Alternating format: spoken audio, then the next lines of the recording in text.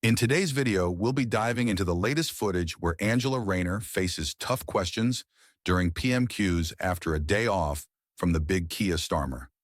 With the ongoing farmers' protest in the background, Labour finds itself in the hot seat, accused of letting down farmers.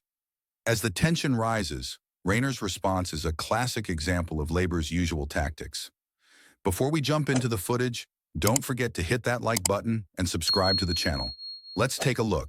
300 million on farming budgets. The farmers know they ruined it for them, and that's why we're in government and they're not.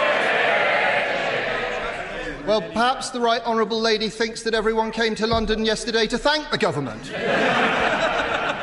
Let's look at the facts. A typical mid-sized 360-acre family farm in the constituency of my right honourable friend for Thirsk and Moulton. They've spoken to their accountant. Their new liability because of this government is £500,000. That's 12 years' worth of profit. When this generation passes away, that farm will become totally unviable, and it's just one of thousands and thousands of similar farms.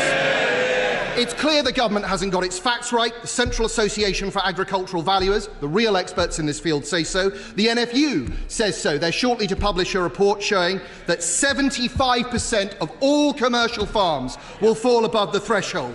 If the government isn't going to reverse this terrible policy, will the right honourable lady at least commit that there will be no further increases to inheritance tax and no further reductions to agricultural property relief or business property relief in this Parliament?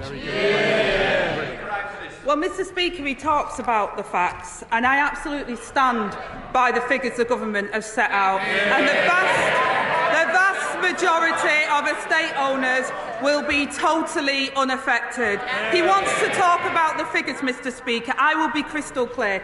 The vast majority of estate owners will see no change and pay no tax on land passed on valued at £1 million. Couples can pass on £3 million, Mr. Speaker, tax-free, and those above the thresholds will pay only half the normal rate and can pay over 10 years interest-free. This is just another part of the budget that's unravelling, Mr. Speaker. Everyone here and all the farmers at home will have heard there was no guarantee there. We know what that means. They're coming back for more. And even if the honourable lady had made a promise today, it wouldn't have been worth a fig. We know that the Environment Secretary, before the election, promised the farmers this wouldn't happen. Labour promises get broken. Let's put all of this into context. The Treasury says the family farms tax will raise, on average, £441 million a year. The Treasury also says that the public sector pay rises the government announced in July will cost £9.4 billion a year. That's over 21 times as much. Why does the government think that above-inflation pay rises for the trade unions are worth so... Order! Now then, I don't need any more from the second bench. Can I just say, please, less of it. We've had a bit of a run-in recently and I don't need to have any more. Right. Deputy Prime Minister. Thank you, Mr. Speaker. I think it's an audacity for the honourable gentleman to stand there and suggest in some way that Labour broke promises or raised taxes. I'll school the honourable gentleman. It was his government that raised taxes to the highest level for a generation.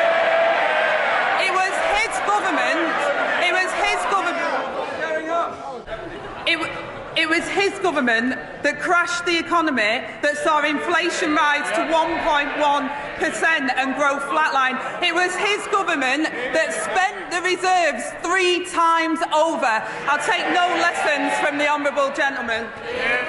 Alex Burkhardt. I understand why the right honourable lady doesn't want to answer questions about the terrible choices the government have made. It's because the truth is ugly.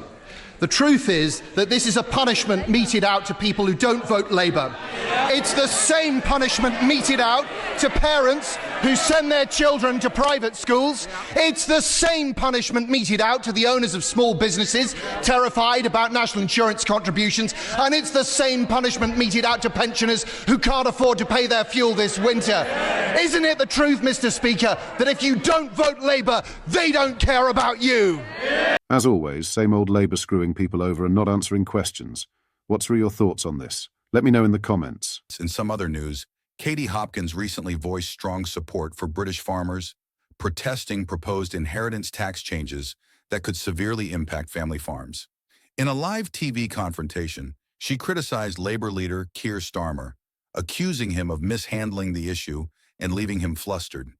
Hopkins warned that the tax changes, likened to land grabs, could devastate the livelihoods of farmers who have invested in their farms for generations. Her comments reflect growing frustration among rural communities, with the National Farmers Union also raising concerns about the impact of these policies on many farms. Look this. British farmers turned up in their thousands to protest against Rachel Reeves' ceramics bobhead and her ridiculous inheritance tax, which will mean the end of British farming. You know, Jeremy Clarkson was there and did a brilliant job of articulating what so many farmers have been feeling for so long. If there was one criticism, perhaps, it would be that it was a little bit too polite. Terms had obviously been agreed by the National Farmers Union and the government.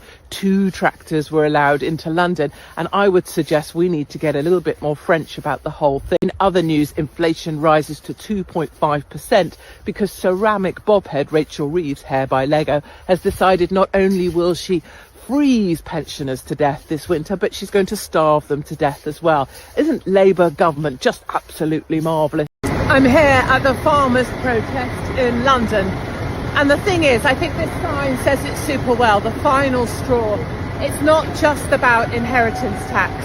This is about low prices for premium quality products.